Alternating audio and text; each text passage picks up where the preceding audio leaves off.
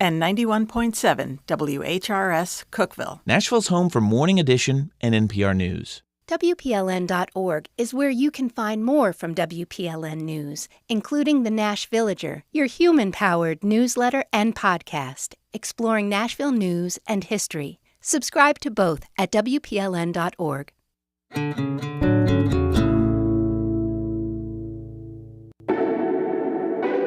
From Nashville Public Radio, I'm Blake Farmer, and this is Nashville. Do you know why Tennessee's state flag has 3 stars on it? They represent West, Middle, and East Tennessee, known as the state's Grand Divisions. And these aren't just general geographic areas. They are lines drawn in state law to help achieve more balanced representation. Each Grand Division also has its own unique political and economic history, which we'll dive into today with our guests and also take your calls. Understanding Tennessee's Grand Divisions after the news. This is Nashville. Sharing news and stories from the voices of Middle Tennessee. That's This is Nashville. Our show is made possible by Music City Prep Clinic. This is Nashville is in service to you. So if you have an idea for the show or feedback you'd like us to hear, leave us a voice message at 615-751-2500. Live from NPR News, I'm Lakshmi Singh. President Trump convened his cabinet today and said his first year back in office has been a success.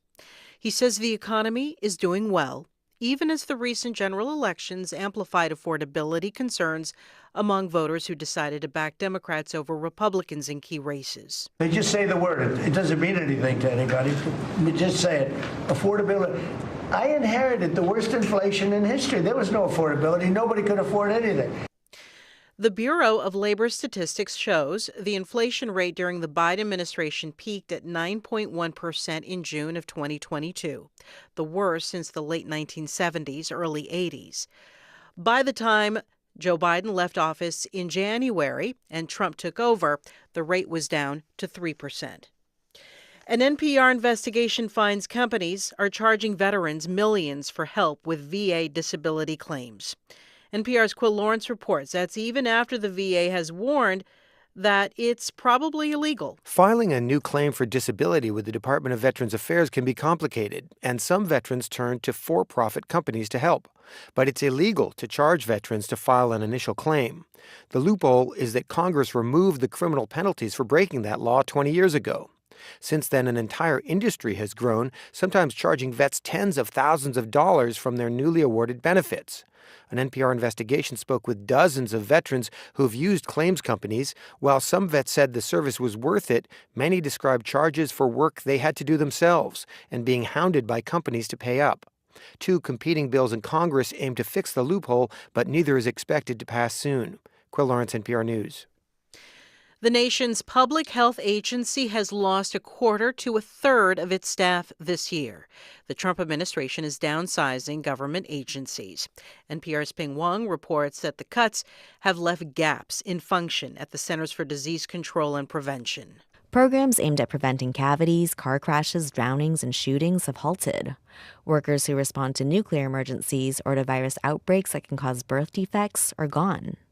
Dr. Dimitri Daskalakis, a former CDC official who resigned in August, says the agency is in critical condition. I keep calling CDC like a zombie because it's a zombie. CDC employees who remain are appalled by statements on measles, vaccines, and autism, which don't reflect the agency's scientific conclusions but have shown up on the website anyway. A spokesman for the Department of Health and Human Services says the changes are part of sustained reforms focused on returning CDC to its core mission. Ping Huang, NPR News. U.S. stocks are trading higher this hour. The Dow is up 120 points. From Washington, this is NPR News.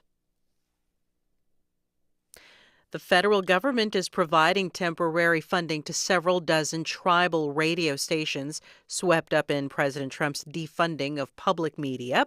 We have more from NPR's Frank Langford. KSUT is an NPR member station in southwest Colorado. Among the communities it serves are Native American tribes. KSUT lost about 20% of its annual budget after Congress voted to kill federal funding for NPR and PBS. But to help tribal stations, the Bureau of Indian Affairs has restored 1 year of funding. Tammy Graham is executive director of KSUT. This has been the most unreal roller coaster ride that I've been on in my career. Graham says the money provides a little breathing space for the station to begin to build a $6 million endowment to replace federal money. Many other tribal stations face a grimmer future. The vast majority rely on government money from anywhere from 40% to all of their budgets. Frank Langford, NPR News, Ignacio, Colorado. Residents across New England, as well as parts of the Mid and Northwest, are under severe winter advisories the National Weather Service has issued. Forecasters are projecting heavy snow through the night in the east and continued ice in the Appalachians. The new system comes on top of the wintry mess that led to large numbers of flight delays and cancellations, as well as road collisions across the Midwestern U.S. over the Thanksgiving holiday weekend. The Dow Jones Industrial Average has climbed 107 points. The S&P is now up 9, and the Nasdaq is up 115 points. I'm Lakshmi Singh, NPR News. Support for NPR comes from NPR stations. Other contributors include BetterHelp, committed to supporting mental health through therapy. Clients are matched with one of 30,000 therapists and can communicate via video, chat, or phone at betterhelp.com/public. Funding for This is Nashville comes from you, our listeners, and Davidson County Clerk's Office with a reminder that most license plate renewals may be completed at area kiosk locations, including Bordeaux Library, Farmers Market, East Branch Library, and Bellevue. More at countyclerk.nashville.gov. I'm Blake Farmer, and this is Nashville.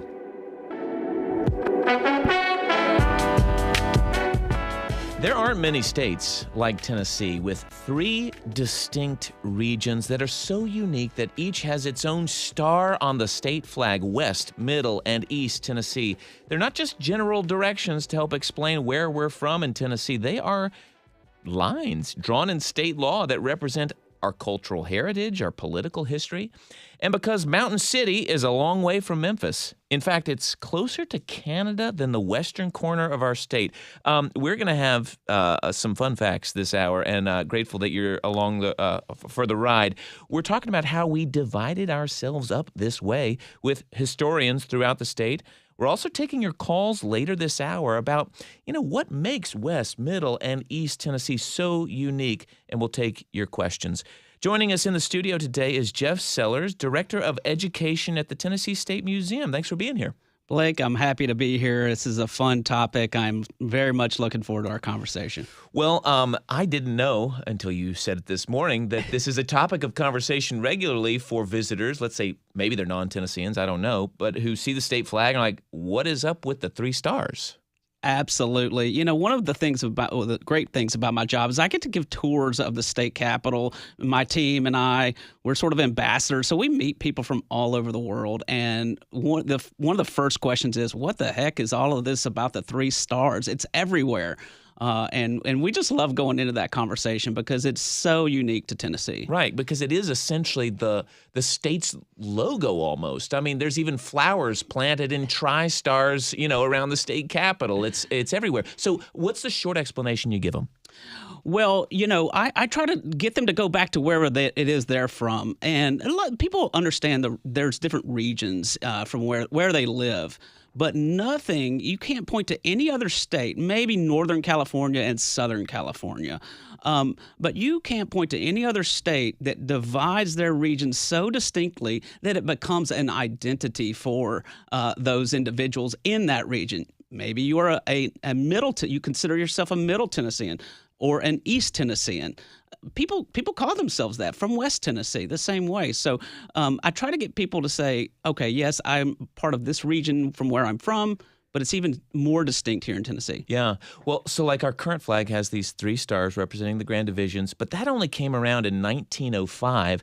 And I'm today years old when I learned this, but the flag before it actually had 3 stripes representing the Grand Divisions. Why was that geography so central to our identity even, 150 years ago? Absolutely. This is not something that we in our modern era have dreamed up. This is something that has really the roots even before Tennessee was a state. And I kind of joke to people, it goes back, if you want to talk about the origins of Tennessee's Grand Divisions, you have to go back 500 million years. Okay.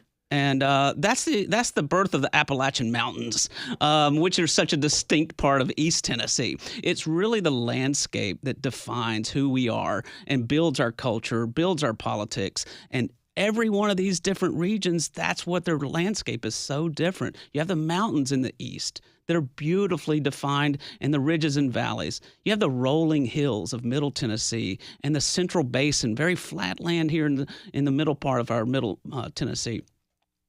And then you go to the western part of the state, and you drive there, and it's very much like the Mississippi Delta from north to the southern border.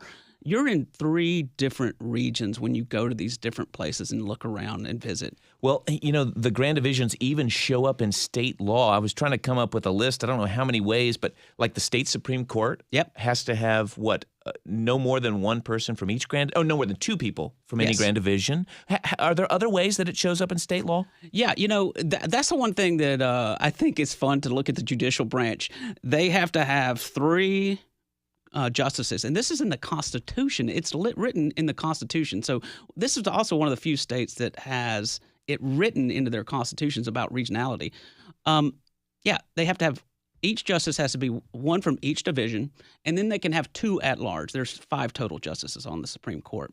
Also, it's also written into law that those justices have to convene, not always in Nashville. They have to convene in each one of the Grand Divisions, Jackson, Nashville, and Knoxville. So and then there's just other ways that we can get into with politics. But the central power, where the power comes from within the state is very much defined by, is the governor of Middle Tennessean? Is the governor of East Tennessean? Or where do the speakers of the General Assembly come from? Do they come from West? Do they come from East? Those political divides really mean a lot when it comes to the Grand Divisions. Well, we're going to get into that. If you're just joining us, this is Nashville. I'm Blake Farmer. Today's episode is all about our Grand Divisions, West, Middle, and East. Jeff Sellers with the Tennessee State Museum's here with me in the studio.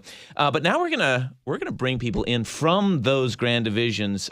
We've got historians all over the state to help us understand our state that we call home. Representing East Tennessee, joining us from Knoxville is Warren Dockter, who's president of the East Tennessee Historical Society. Welcome to This is Nashville. Thanks for having me on. Yeah, really glad to have you. In Haywood County and representing the agricultural history of West Tennessee's Walter Battle, a University of Tennessee Extension agent there in Brownsville. Welcome, Walter Battle. Oh, so happy to be here. Thank you for inviting me. All right. And Scott Williams, who's director of the Discovery Park of America Museum in Union City in the northwest corner of the state. Also author of Town Mania, a new book about Marcus Winchester and the making of Memphis. So he's got the whole Mississippi River border there covered for us. So welcome, Scott, to This is Nashville. Hey, thanks for having me. All right, so let's take a quick trip across the state to get kind of a visual for those who are maybe having trouble picturing this state. Warren, paint me a picture of East Tennessee, kind of from northeast, the Mountain City, and maybe over to Crossville to Chattanooga. What are the key features in the east side of the state? Well, as Jeff alluded to, geographically speaking, we're a part of the Appalachian mountain chain in a significant way. And so the Great Smoky Mountain National Park, as well as the Cumberland Mountains, which are all sort of derivative of the Appalachian Mountains, flow through East Tennessee. And of course, in between the Cumberlands and the Smoky Mountain is the kind of Great Valley, which Knoxville sits in. And then that goes all the way over to the Cumberland Plateau, which is really right around where the time zone changes, which is also where Middle Tennessee starts. So East Tennessee is very sort of mountainous. It's less sort of agriculturally driven in the same way that maybe Middle and West Tennessee is, and has historically been sort of more based in merchant things and being a kind of logistical hub. Sounds good. Well, and we're going to get into that sort of economic history in just a moment. So thank you for the geographical picture. Walter, you're right there in the middle of West Tennessee. Help us see that part of our state. Well, basically, if you're coming from East Tennessee, once you cross the Tennessee River, right there in Humphreys County, off in that area, well, at that point, you're basically in West Tennessee. You'll be, and then we sit between the Tennessee River and the Mississippi River. That's probably the best way to describe it. A lot of people refer to it as the flatlands. When you come over in that part of the world, that's where you're going to see a lot of the big row crop fields, and also you'll probably see a large percentage of your African American population, particularly in Southwest Tennessee. That's where you see the big numbers of blacks. I always basically say that West Tennessee is kind of two places. You have what I call Northwest Tennessee and Southwest Tennessee. But we'll probably get into all of that in a few minutes. All right. Well, thanks for teeing me up. And then, Scott, you're there in Northwest Tennessee.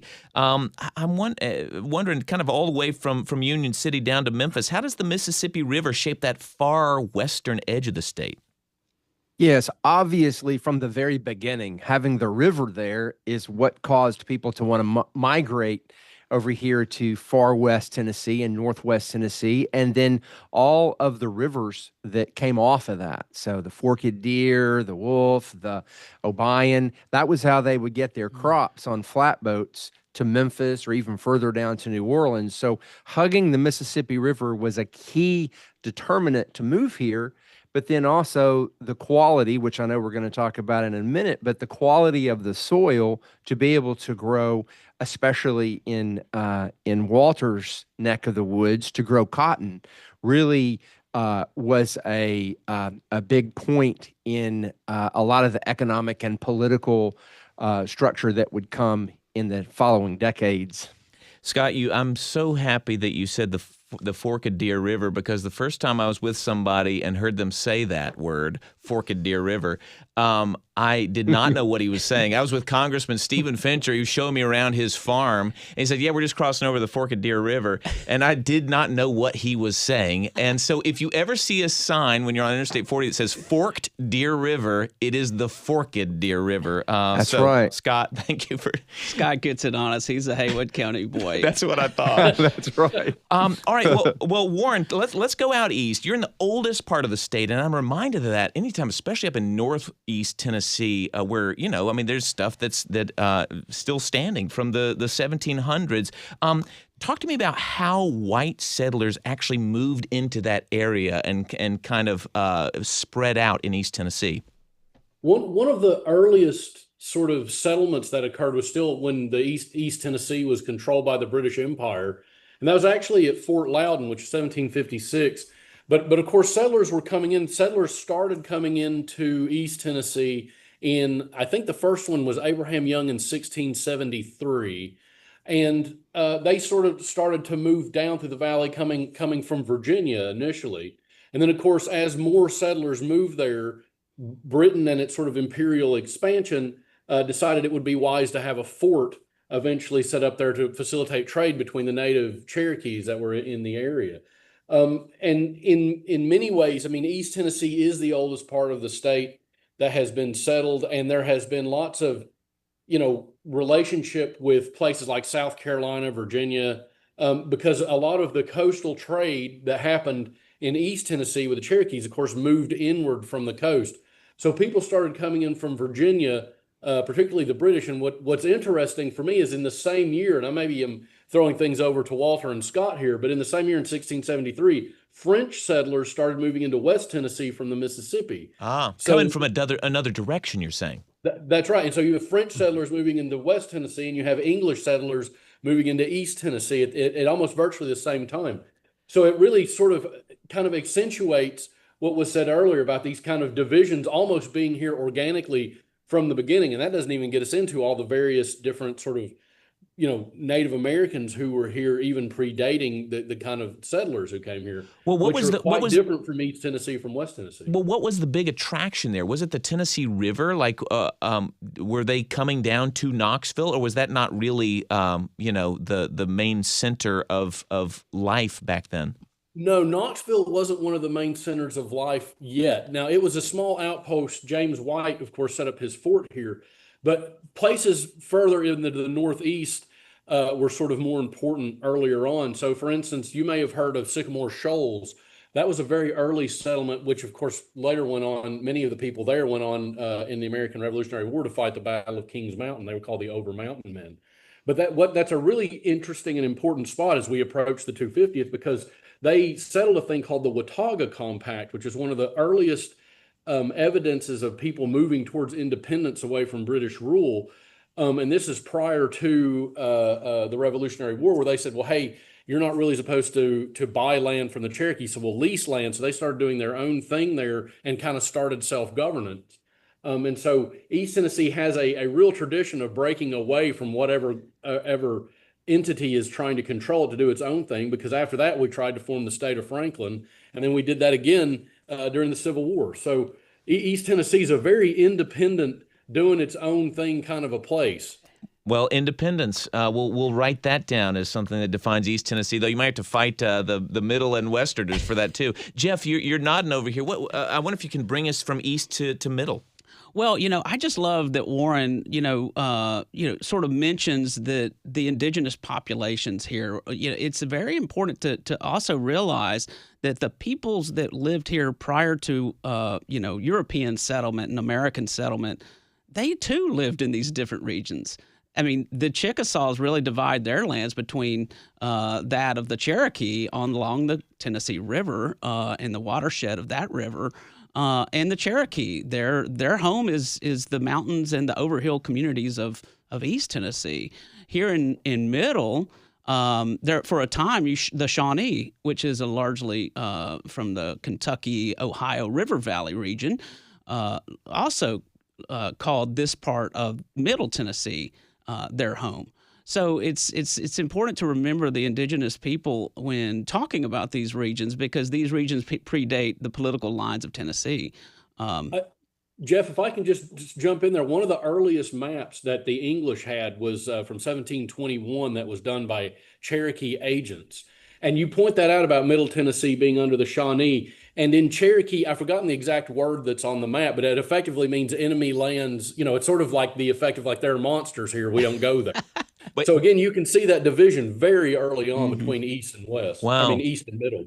Well, so I assumed that it was essentially the Cumberland Plateau that was keeping people in East Tennessee for some time, but then people come across. What's that story? Yeah, that's right. And that's what people don't realize is that the same thing at the same time, roughly, that Warren's talking about Sycamore Shoals being settled and the Watauga Compact. At that same time, you had this incursion of settlement here in the Cumberland, what they would call the Cumberland settlements along the Cumberland River. And that's when the names that Middle Tennesseans are familiar with, and largely all Tennesseans, but James Robertson and John Donaldson, they're coming here as land agents to settle this land that they have purchased or signed through treaty with the Overhill Cherokee at the Transylvania Purchase at Sycamore Shoals.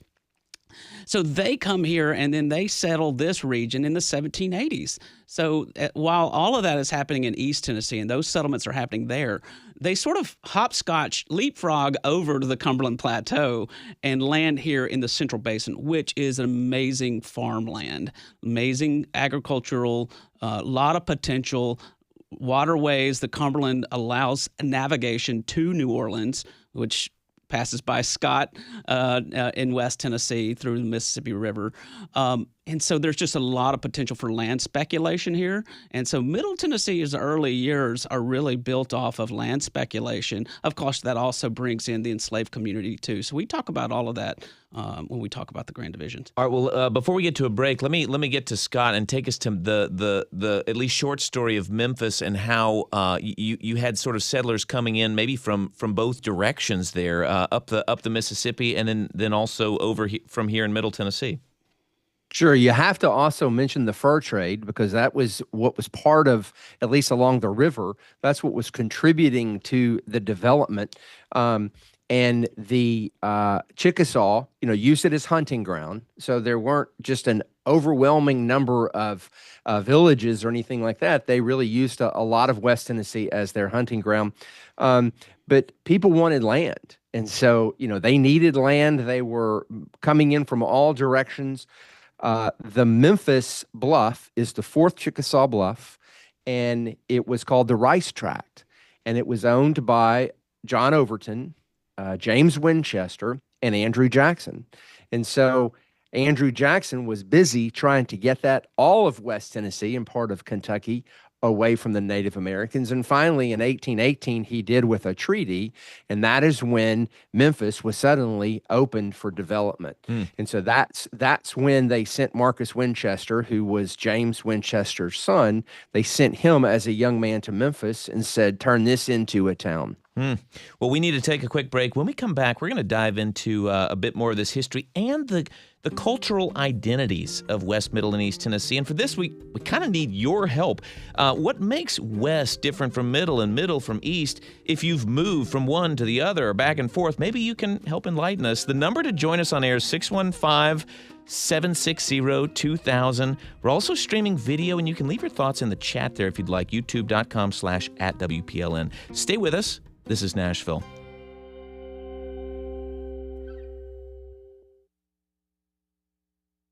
Funding for This is Nashville comes from you, our listeners, and Amazon, proud sponsor of WPLN's daily show, This is Nashville, engaging our differences so we can discover our unity. More on Amazon's community work at aboutamazon.com. And Harpeth Hall, offering a school experience designed to teach girls in grades 5 through 12 to think critically, lead confidently, and live honorably. Learn more at harpethhall.org. And Electronic Express, offering a wide selection of OLED, QLED, and 4K TVs from brands like LG, Samsung, TCL, and more. Available in stores and at electronicexpress.com. As cities grow, they often run into problems like pollution and lack of infrastructure, but city planners in Shenzhen, China, hired architects to address those things before they even happened. They encourage the clients to have the courage to confront the future and ask questions how things could be done differently. Hear that story next time on The World. This afternoon at 2 on 90.3 WPLN News.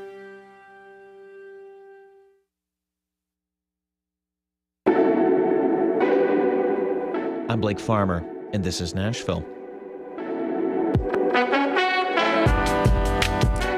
A lot of states have different regions that are culturally identifiable. Think Northern California, Southern California, West Texas, and East. But few states have these divisions as a core part of their identity. It's kind of Tennessee's brand, the Tri-Star. Even the early state flags of Tennessee, before there were those 3 stars representing the official grand divisions, had 3 stripes representing the distinct regions. Our guests today are from all 3. Warren Dockter with the East Tennessee Historical Society, Jeff Sellers here in Middle Tennessee from the State Museum, Walter Battle in the fields of West Tennessee, and Scott Williams representing our western border on the Mississippi. They're with us the whole hour, and thank you all for joining us. We're diving into the distinctive culture that still exists in these regions, and we could use your help. What do you see as the big dividing line between Middle, East, and West?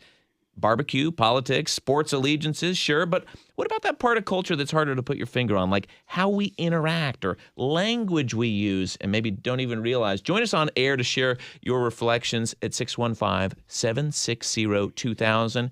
You can also leave a comment in the chat of our video stream. It's at youtube.com/@WPLN, and we'll try to work that in. All right, so Walter, agriculture has really defined West Tennessee, still does to a large degree. I wonder how those early days, early as in after white settlement, how do those early days of big cotton plantations still shape the region right now? Well, I was going to make a point on that because it was kind of funny that in 1810, I think I heard the year correct, when Memphis kind of began to get settled or whatever. And I always use the reference point of 1828, being here in Haywood County, Brownsville, Tennessee, because that was the first year that cotton was planted in Haywood County. And from that point on, obviously they brought in slave labor to work the cotton fields as that industry grew. So that kind of, I feel, is the driving force that brought in, the large, African-American influx that came there, to work those fields. And from there, over the history of time and so forth, all those cultures that developed, mixed in together, and just over the years, leads all the way up to today, where we have whatever the good parts and the bad parts of what we deal with today.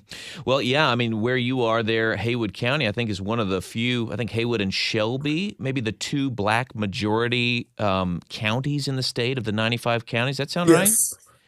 Yes, that is correct.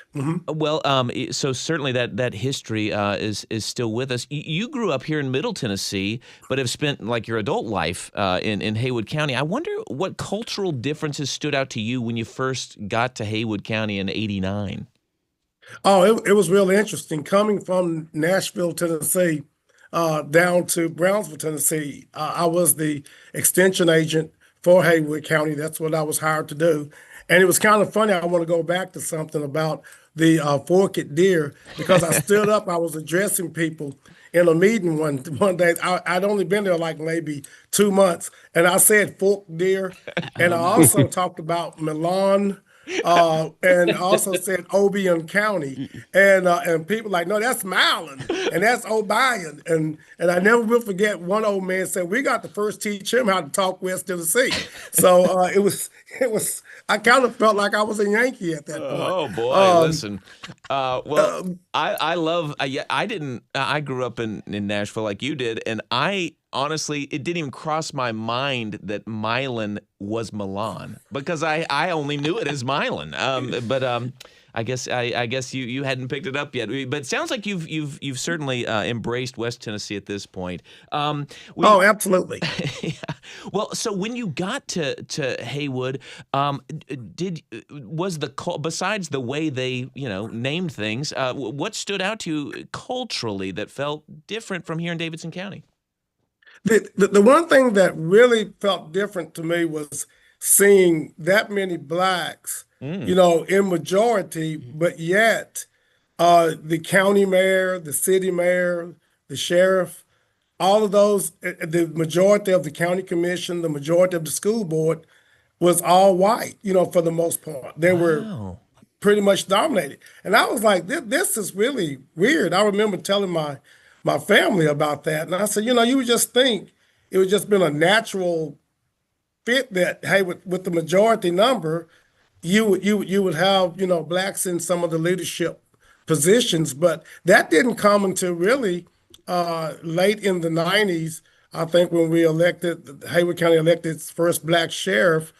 And then, of course, we finally elected in the city of Brownsville, elected a black mayor in the 2000s. But we've yet to elect a black county mayor in Haywood County. And the majority of the commission seats and school board seats are still white. It's just a really interesting dynamic of how that happens. Yeah. I don't know how it happened. Well, let's gather a few more of these reflections on our culture coming in on the phones. Ray, you're with us here on This Is Nashville. What you got for us? Yeah. Hello? Yep, go ahead. You're on. Oh, okay. I called in the first skirmish of the Revolutionary War that was west of the mountains happened in my grandmother's backyard in Kingsport.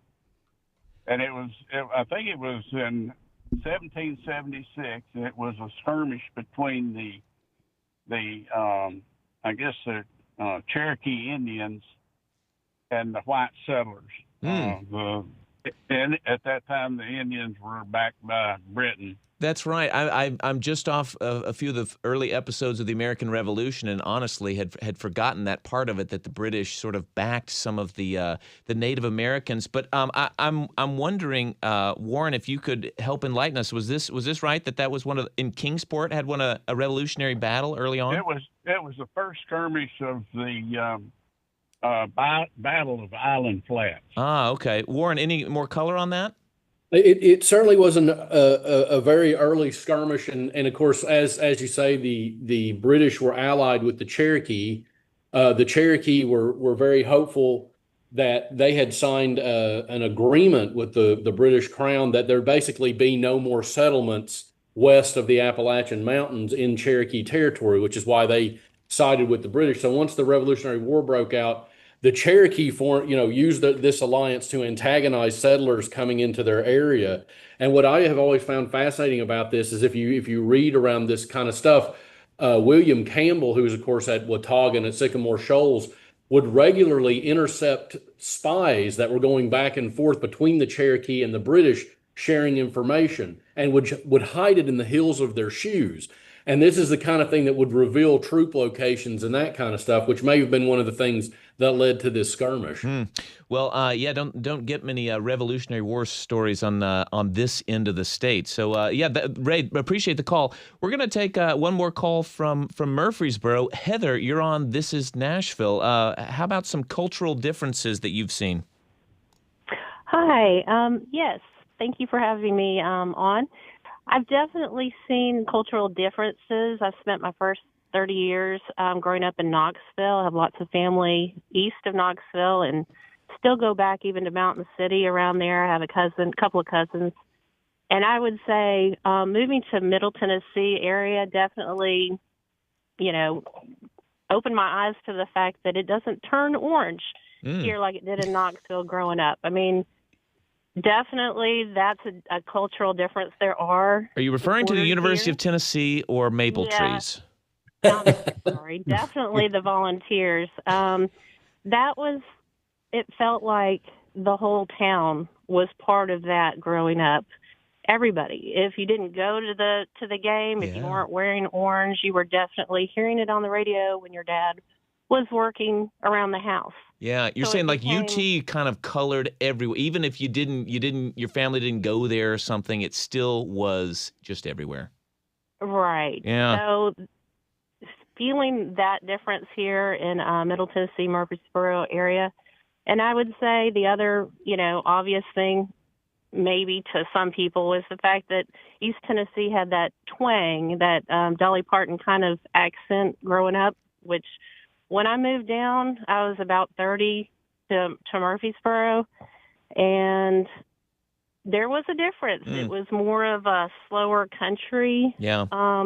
And I learned how to speak that here. A little more like Alabama, I'd say, Jeff. What do you think? Absolutely. As an Alabamian. Yeah, absolutely. My accent sort of betrays me here in Tennessee. Yeah, I'm originally from Alabama, but I did marry a good Carthage, Tennessee girl. Oh, well, there you go. It's funny, Heather, your point about East Tennessee being all orange. I mean, you don't even have to get too far from Middle Tennessee. You start going east, and you start seeing orange. Even in rural, you could be in Pikeville or something, and people have orange barns, and it just is much more everywhere. So Heather, really appreciate that reflection. We welcome more if you'd like to join us on air. The number is 615-760-2000. What kind of differences do you see culturally in these grand divisions of ours, West, Middle, and East? Scott in Memphis, is the Memphis culture still shaped by that history, that agricultural history of West Tennessee, or is it just as much shaped by being this old river town? I think it's more shaped by being a center of transportation. Memphis has river, rail. Of course, it's the home of FedEx. Transportation is such an important part of the economy. But then also one thing that we haven't mentioned that's relevant is tourism. So you look at tourism for East, Middle, and West Tennessee. It's all very, very, very different, but a lot of it's also music-based. Your guest mentioned Dolly. Of course, you have Beale Street and the King of Rock and Roll in West. You have, Grand Ole Opry in Middle, and then and Dolly, and then in the East you have some more Dolly, and you have bluegrass and a whole nother type of music that people come from all over the world to celebrate that kind of music and to experience it throughout the state. Yeah.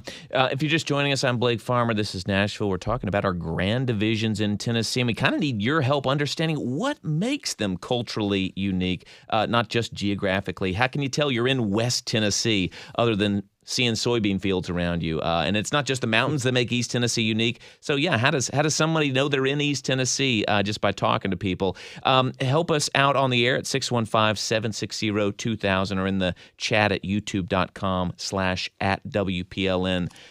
Jeff, you were raising your hand. Do you want to make a comment? And then I got a question for you. Well, yeah, Scott brought it up, the music angle, and absolutely, I mean, you've got almost three.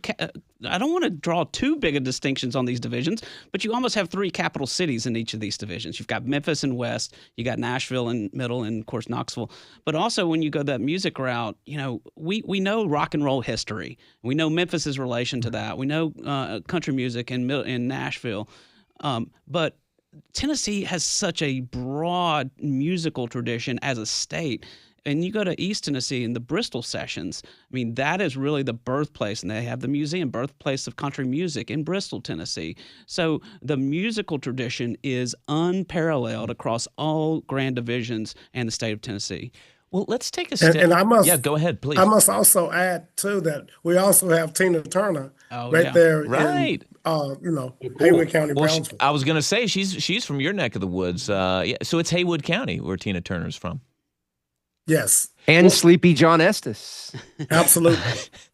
We'll have to get that story on another day. I may need help from everybody weighing in on this, but one thing we haven't really gotten to yet is the role the Civil War played in kind of defining some of these lines. Jeff, when you're looking at West, Middle, East, how did that our divisions really show up during the Civil War? Well, I just want to be careful here. You're introducing the Civil War to a bunch of historians here, Blake. So we only have so much time, but absolutely, I mean, the dividing lines have always been there, and it was never more in stark contrast than in the Civil War.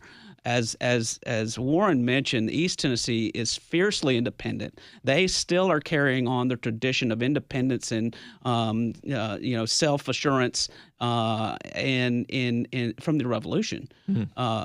Middle and West Tennessee, at least the politicians of the time, had the vested interest in continuing slavery and that slave economy. Whereas East Tennessee did not. They are fiercely Unionist during the Civil War. In fact, so much that when Tennessee secedes, East Tennessee largely wants to, I mean, like Warren said, even secede from the state. Abraham Lincoln would have loved to have done what he did with West Virginia and make a state of East Tennessee. How close was that to happening, Warren? Well, it was pretty close. East Tennessee. So when Tennessee formally seceded, the representatives from East Tennessee did not leave. They didn't stand up and leave with the other representatives from Tennessee. And they tried to form, again, a state of Franklin. I don't know if they formally called it that, but essentially a breakout for East Tennessee. And this shouldn't be a surprise to anyone. It goes back to a point at the very beginning that the geography here didn't really allow for agricultural slavery en masse. There were slaves. And there were quite a few, and it's quite surprising actually how many enslaved people there were in East Tennessee. But still, East Tennessee didn't depend on it in an industrial aggregatory way in the same way that the rest of the state did. And what's really interesting is if you look at abolitionist thought, it was enormous in East Tennessee. The very first abolitionist paper in the country was started in Jonesboro in East Tennessee in 1820. And so there's a long streak of anti-slavery that goes through. So it's no surprise East Tennessee felt very passionately about not joining the Confederacy. And this is one of the things that leads later to the Civil War, that Knoxville is in a very odd position because it has to be occupied initially by the Confederacy because no one trusts these pro-Unionists. And then when that changes after the Battle of Fort Sanders and it becomes held by the Union occupy the city because there's still a lot of Confederate remnants from the previous occupation. So East Tennessee had a really difficult Civil War because it really was brother versus brother here. It was very culturally very bizarre, but this also sort of differentiates East Tennessee from both Middle and West in a way because they're off trying to do their own thing. And really, I think that you were right Jeff, the idea that it would almost trying to form its own kind of West Virginia-like state was very, something they were really trying to shoot for. Well, and Scott, over there in Memphis, I mean, it's interesting to me that while the western part of the state and middle sided with the Confederacy, it was actually, if I understand correctly, kind of the political power of the state even after the Civil War. How did that happen, Scott? Yeah, and another thing I do want to point out before we go to that is that when you study and you read the newspapers and you read the communications early on in Tennessee, you see that the vast majority of politicians and everybody else admitted that slavery was wrong. And so everybody thought we need to figure out a way out of this. And as the people of Tennessee and the rest of the country became more and more polarized over slavery, you can almost see the steps leading to the Civil War. Now, after the Civil War in Memphis, as Walter mentioned, there was a huge African-American population. A lot of people moved to Memphis, and it became a part of the country that continued to grow and grow.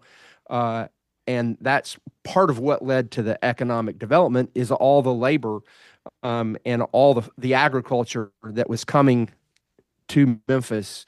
And Memphis, of course, became King Cotton, in those following years, and that's what led to the continued growth in transportation and all the other elements of Memphis that make it the big, beautiful city it is today. Well, we'll pick up this thread when we get back, but we need to take one last break. And when we come back, we're going to hear more from you. We'll get straight back to the phones. And if you'd like to join us on kind of helping us understand the cultural differences between West, Middle, and East Tennessee, the number is 615-760-2000. It's our Grand Divisions. Stay with us. This is Nashville.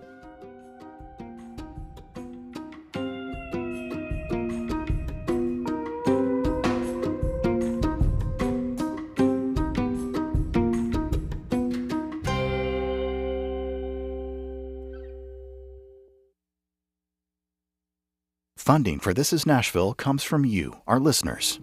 And Alliance Bernstein, built on the culture of knowledge and innovation to help advance the financial success of their clients. AllianceBernstein.com. Alliance Bernstein is not affiliated with National Public Radio.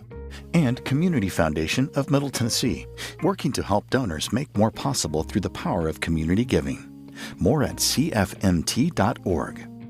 And One Community, presented by the Tennessee Titans Foundation, creating generational change one person, one family, one community at a time, by impacting lives in between Sundays. Learn more at TennesseeTitans.com/community. Nashville Public Radio is as American as apple pie, as reliable as Grandma's gravy recipe, and as indelible as that cranberry stain on the tablecloth. Join in on the tradition of Giving Tuesday with your gift at WPLN.org. Tennessee's School Voucher Program, threats to federal funding for colleges and K-12 schools. I'm WPLN education reporter Camelia Burris, here to explain how these changes impact your family.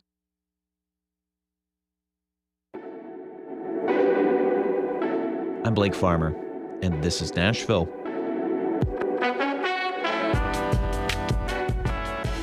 The three grand divisions of Tennessee are still pretty distinct by geography. That's probably not going to change, but the cultural and economic lines continue to blur as we all become more mobile in some ways. Might water down what's made West, Middle, and East unique. We're going to wrap this hour looking at how growth has changed us, and we welcome your voice. How have newcomers or economic development changed your corner of the state? Join us at 615-760-2000. And we'll go straight to the phones. Chad in Murfreesboro, you're on This Is Nashville. What's your question? When I moved to Murfreesboro in 1967, everyone referred to Tennessee as the three states of Tennessee. And as a matter of fact, when you entered Tennessee on the interstates, there were huge billboards that said, "Welcome to the three states of Tennessee." Then when Lamar Alexander was elected governor, he said, "Enough of this three states. We are going to be one state, a unified state."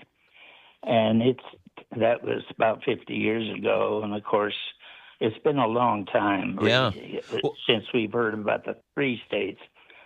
What my question is when did this, the moniker of three states start? Was it when the East was not going to succeed from the union of the rest of the state? Anyway, who and what? Maybe one of your historians there I think know who and what. I think we've got just the man to answer this question. Jeff Sellers here from the State Museum. What's the origin of the 3 states, and when did it go out of fashion? Yeah, I have heard of that slogan, the 3 states of Tennessee, and on the highway signs and things of that nature. I'm not sure when that probably cropped up, probably in the mid-20th century. It was, how we all have these slogans and things of that nature, sort of, as Scott mentioned, a tourist angle of things as a way maybe to encourage people to visit all 3 regions and get a sense of each one. But yeah, you're right. It is an important point as we sort of look at it, is to say, yeah, we are still unified as all Tennesseans, and in fact, in the TriStar logo, it is encircled. We don't need to forget that it is encircled in a circle of blue that unites us all as Tennesseans. Yeah. Well, Chad, appreciate the comment, and our managing editor Tasha F. Limley is sharing an image with me. It says, "Welcome to three states of Tennessee with West, Middle, East." So we'll appreciate you flagging that for us. We'll take another call. Christy in Nashville, you're on. This is Nashville. Let's talk East Tennessee vernacular. Oh, yeah. Well, I noticed when I moved to Sevierville, they kind of talk like the Europeans, like maybe the Irish or the English, because they say yonder and reckon, and the British are always saying yonder and reckon, and they say you ones and we uns. I never heard anybody say that. Warren Dockter with the East Tennessee Historical Society. Can you really sort of still tell through the language some of that European influence? You absolutely can. And it's because many of the people that settled here settled, of course, in the 18th century. And a lot of the English ways of speaking is how they spoke. And it was carried down because so many of the different families, were relatively isolated compared to the rest of the state. There's some wonderful things out there about Appalachian sayings, and this is really as a result of Appalachia. It's very much like the kind of Scottish Highlands.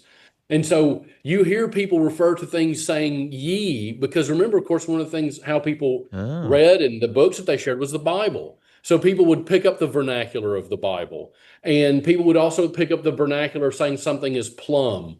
Or, you'd say yonder ways or out yonder, these kinds of sayings, which are deeply English or Scottish, and they come from about the 16th or 17th, 18th century.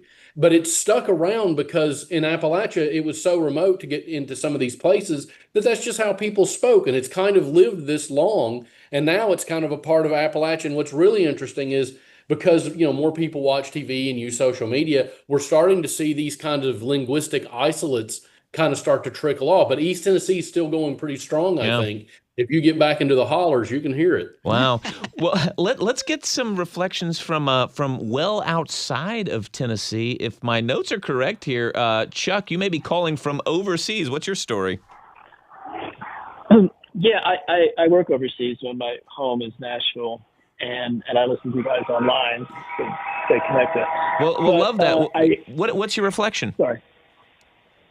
Well, I hear all this talk about how East Tennessee is so independent. And I think it's probably because, didn't all Tennessee used to be part of North Carolina? And North Carolina had a Declaration of Independence before the Declaration of Independence. I found in my, my time there, I found East Tennessee very North Carolina, Middle Tennessee very Alabama, and West Tennessee very Mississippi. And I'm wondering if Tennessee as a state should even exist. Wow, a state that shouldn't exist. Maybe those 3 stars. Maybe those 3 stars are really North Carolina, Alabama, and Mississippi. Wow, Chuck, listen, we really appreciate this. So let's get a comment from our Alabamian. So Jeff, go ahead. Well, he did touch on something very, very, I think, very cool and interesting, and that is Tennessee is a very long, it's a parallelogram, and it is an extension of the colonial North Carolina, as we know. But if you look at the topography of land, if you go 200 miles north of where Scott and Walter are, it's very similar to where they are, or you go 200 miles south. So the topography runs along a north-south plain. Yeah. Same for Middle Tennessee. If you drive to Louisville or Birmingham, you're not going to change very much in the scenery of it's beautiful country, but you're not going to change much in the scenery. Same if you go to Blacksburg, Virginia, or North Georgia. You're going to see the beautiful Appalachian Mountains. But if you drive from Memphis on I-40 to Bristol, you're going to get a world of change. Yeah. It's such a cool little thing to think about. Walter, talk to me about this Mississippi influence in West Tennessee. I mean, does that resonate with you? Oh, absolutely. And I was going to make this a point. When we look at culture, I've always kind of said that I believe that West Tennessee kind of mimicked the plantation lifestyle of Mississippi. I think you kind of get that. It was kind of mimicked there, and that was kind of it contributed to our culture down here. That's one of the things I wanted to say. Yeah. Scott, we've talked so much about Memphis with you, but you spend a lot of your time, I mean, you live in Union City now, Northwest Tennessee. I wonder what kind of, does that part of West Tennessee feel connected to Memphis, to Jackson, to the rest of that Grand Division? I guess it depends on who you ask, but for me, it does not. It is disconnected. It's different in the way things look and feel and the way the economics are set up. You wouldn't grow cotton up here because it, wouldn't grow as well up here as it does down in Walter's neck of the woods. A lot of what happens up here in Northwest Tennessee began in 1811 and 1812 when there was a series of earthquakes that rocked this part of the country along the New Madrid fault line. And the final one was big enough that the ground opened up and the Mississippi River flowed backwards and filled it up and created Reelfoot Lake. And so we're part of the Mississippi Flyway. And so when it comes to waterfowl of all types, bald eagles, lots of fishing. This is a very outdoorsy part of the state. But when combined with the rest of the area being flat, it's a very unique, actually in the whole United States, it's a very unique part of the country. Yeah. Jeff, I wonder if you could sort of tie a bow on this for us all. We'll go back to where we started, the tri-stars on the state flag. They were intentionally off-center a bit so that no one star was on top or on bottom. It's not like 2 over 1 or 1 over 2. It's really just barely kind of turned a little bit. I think it was to keep some sort of sense of equality within each region. Why was that important? Correct. That's an important way to kind of wrap it up, is that going back to which the State Museum holds the original flag of the very first tri-star flag by Captain Leroy Reeves. In his design, he tilted those stars so that no one division can hold itself above any of the others. Also, the stars are not assigned on the flag. They're very general. So, obviously we in Middle Tennessee think ours is the one on the very top left corner, but it is. It's catty corner to.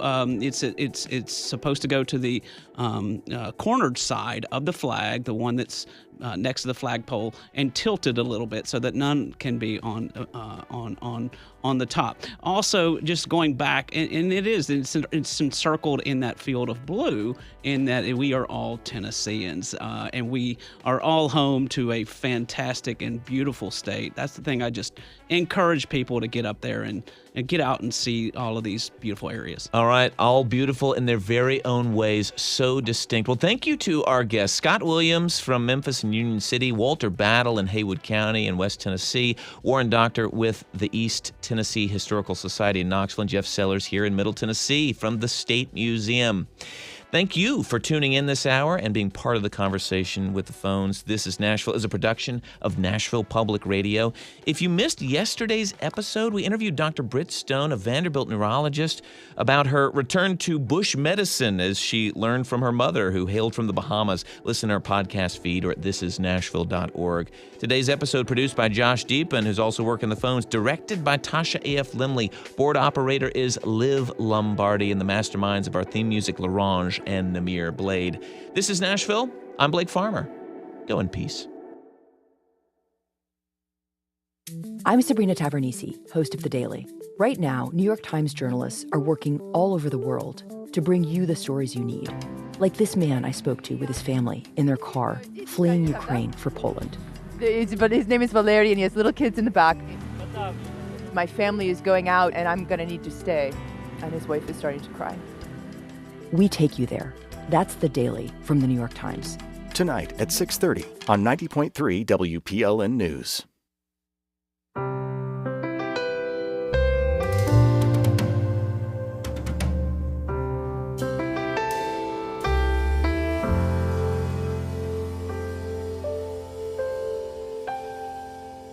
This is 90.3 WPLN. Nashville Public Radio. And 91.7 WHRS Cookeville. Nashville's home for Morning Edition and NPR News.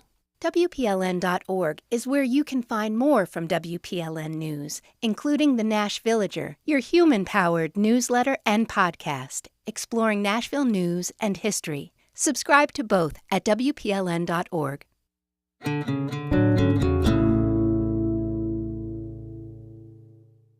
Funding for Here and